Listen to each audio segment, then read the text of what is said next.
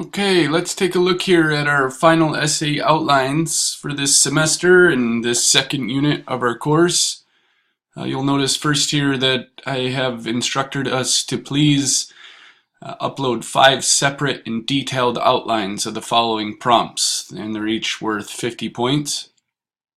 It's important that there are 5 different ones, and also that they are quite detailed in information. And we'll continue to talk more about this in each of these 5 prompts. However, just from the start here, we should remember that these are essentially outlines that you'd be able to write a full essay from. So including lots of examples, lots of, especially to start off with a thesis and conclude with a conclusion, including evidence and supportive statements, main points.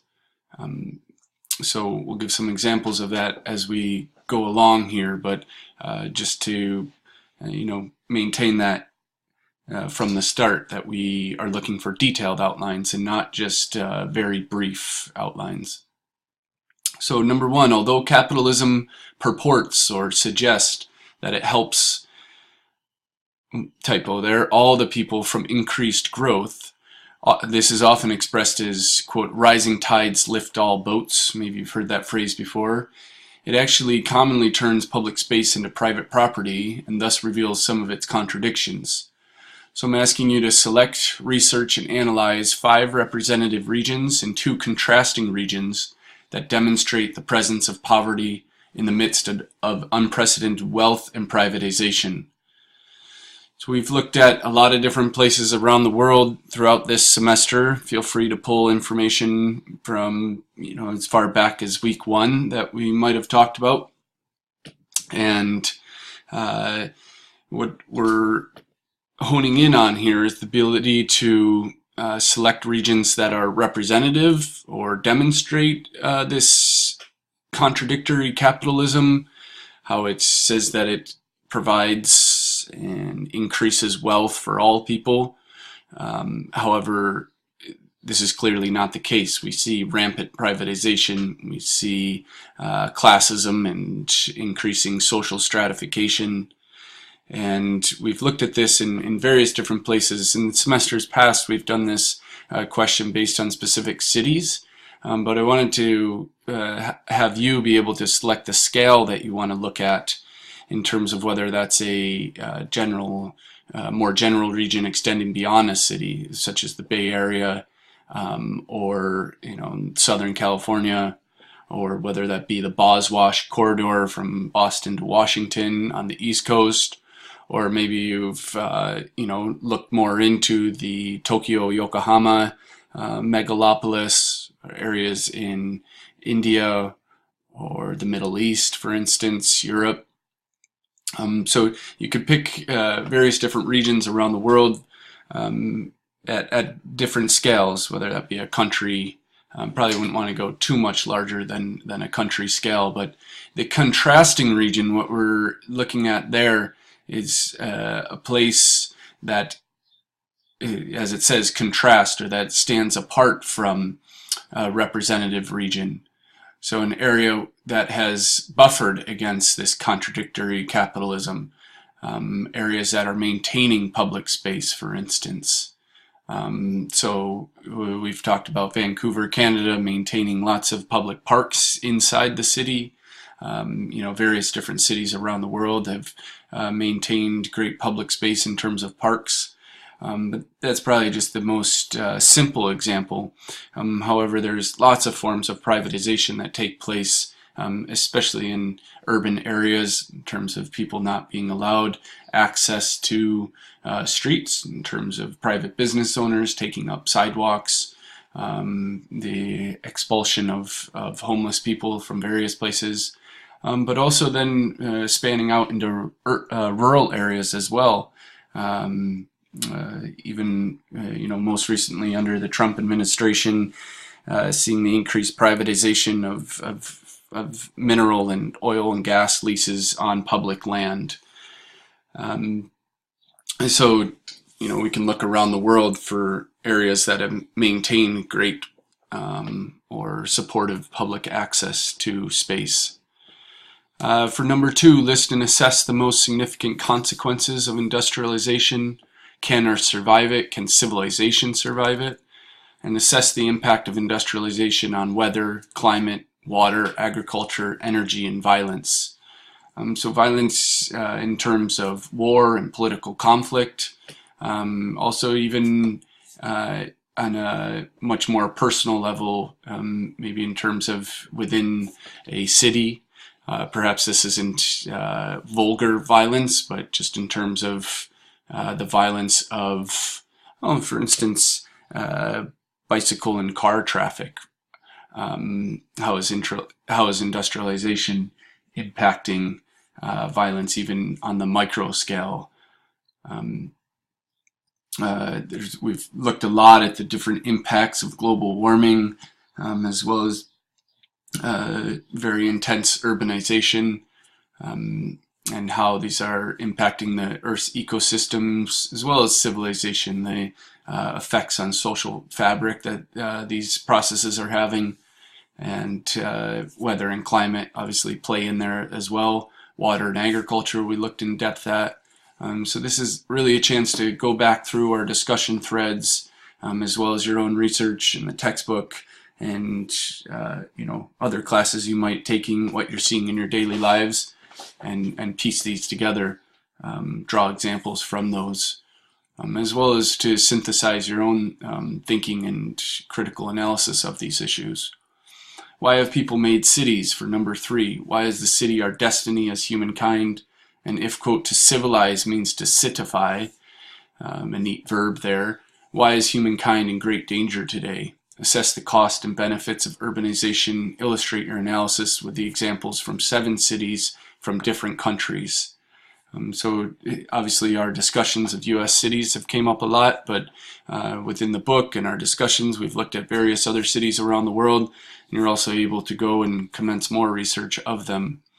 Why is humankind in great danger? Begs the question of what we're doing with our cities in terms of pollution, densification, or maybe even suburbanization on the outskirts of cities, but those being included even in cities and in this great danger. Resource consumption, geoignorama in terms of building in very precarious locations. California epitomizes this with seaside dwellings.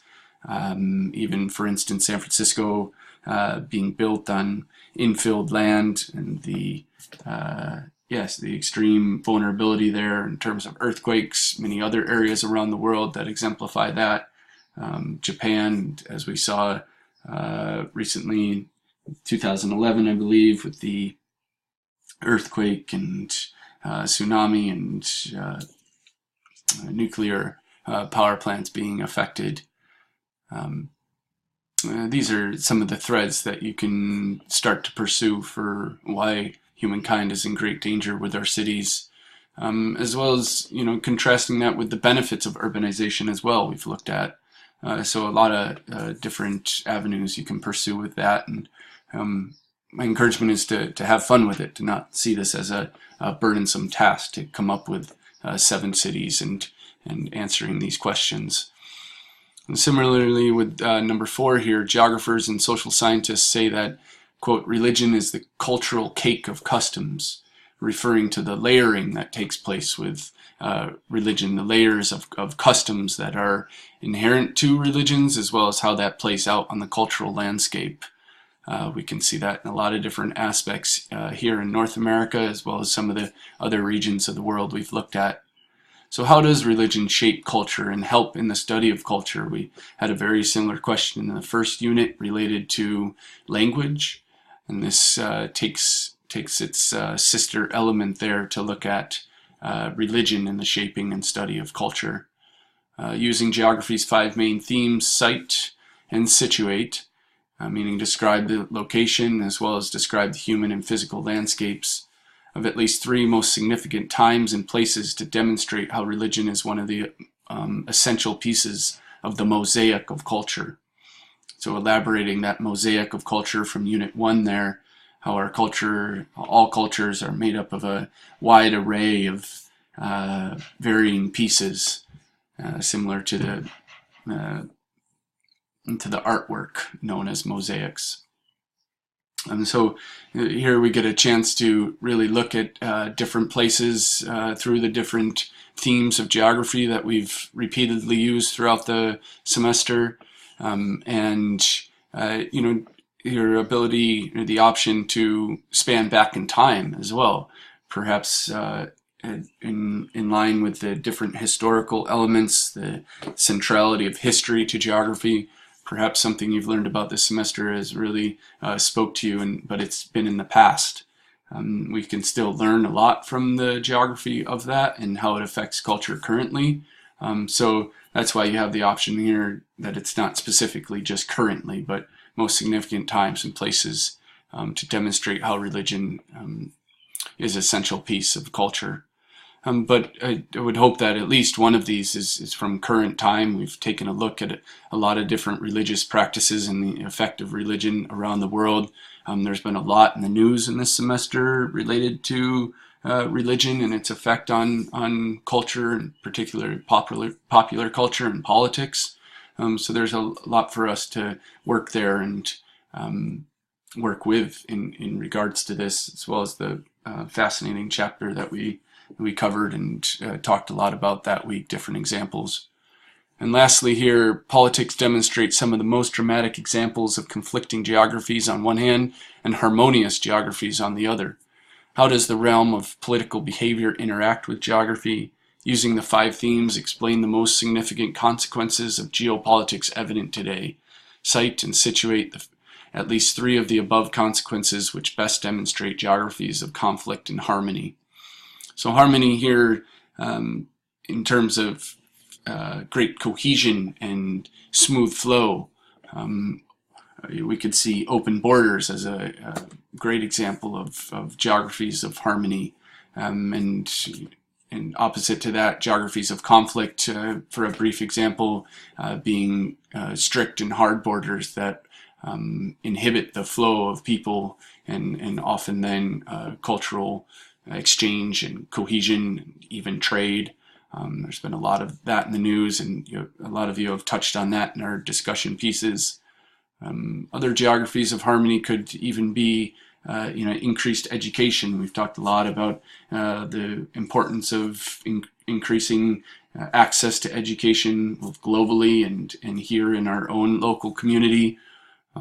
How a community college fits into that model, to this drive for increased education, and the case could be made that distance education, online education, is a form of increasing the ease of flow of education. So on a micro scale, that's a little bit of an example of the spatiality of how the distribution of education is being played out.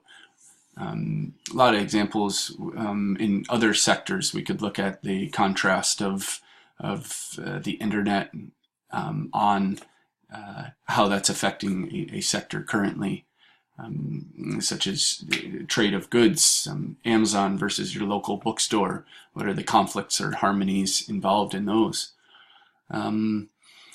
So just to step back a little bit in that question, the realm of political behavior interact with geography. There's a lot of room for interpretation and where you want to take that. And so it's a great opportunity to dig back into what we've learned and how you're not only synthesizing but interpreting what we've worked with in this course. And in this question related to geopolitics in particular. We had a great unit there on looking at the Palestine-Israel conflict and harmony that takes place there as well, between certain groups, but the documentary focused especially on the conflict and wall being built between. So there's some great material for review. This is part of the intention of this assignment, is to get us to go back and review and reintegrate what we've learned. The grading criteria is the same as Unit 1 here.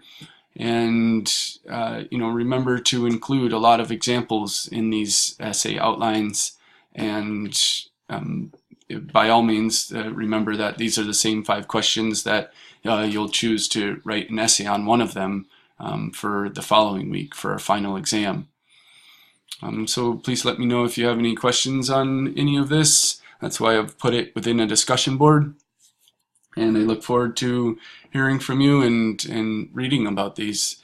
Okay, take care.